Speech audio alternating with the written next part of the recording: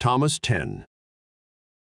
Jesus said, "I have cast fire upon the world, and look, I'm guarding it until it blazes." Had Yeshua's contemporaries realized they could find God by searching within themselves, the structure of their society would have fallen apart. The Pharisees and later the church leaders were aware of this potential downfall. Their inability to let go of tradition for fear of losing their growing institution, and their failure to think in abstract terms, prevented them from knowing the truth in Jesus' teachings. When Yeshua says he is guarding what he cast upon the earth, he speaks about the secret teachings. When Jesus' teachings cause a blaze within the individual, he re-enters this realm through this connection. The Holy Spirit makes this connection because it operates within the quantum field where singularity exists. Everything is connected and operates as a whole. This relationship is non-denominational. It is the connection one has to something which escapes words. It links all beings seeking the light of truth.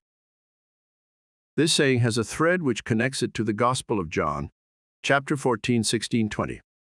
Again, this shows how influential the Gospel of Thomas was on the New Testament authors. In the Gospel of John, Jesus tells his contemporaries that he will send them a paraclete, a comforter or advocate. This is evidently a link to the coming of the Holy Spirit at Pentecost, as seen in the Acts of the Apostles, which was written by the same author as the Gospel of Luke.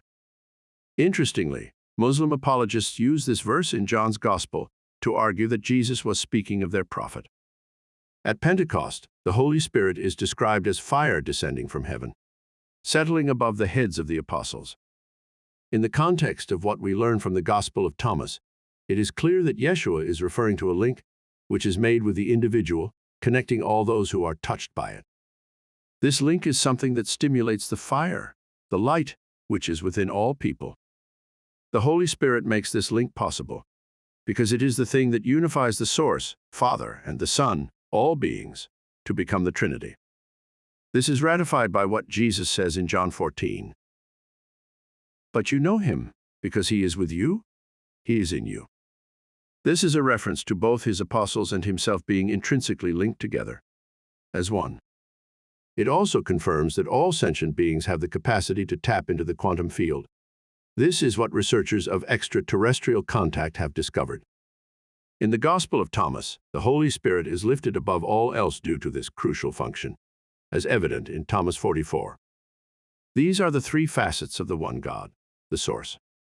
Moreover, Yeshua said that whoever is near him is near the fire, and that whoever is far from him is far from the kingdom.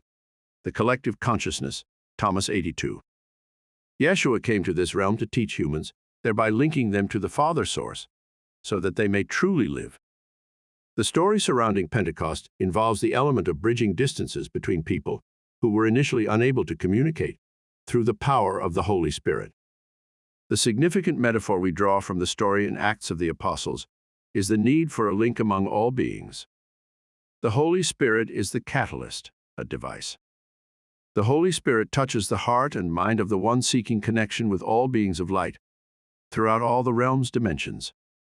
This is the fire Jesus cast upon the earth through the Gospel of Thomas, so that it might cause a blaze in us.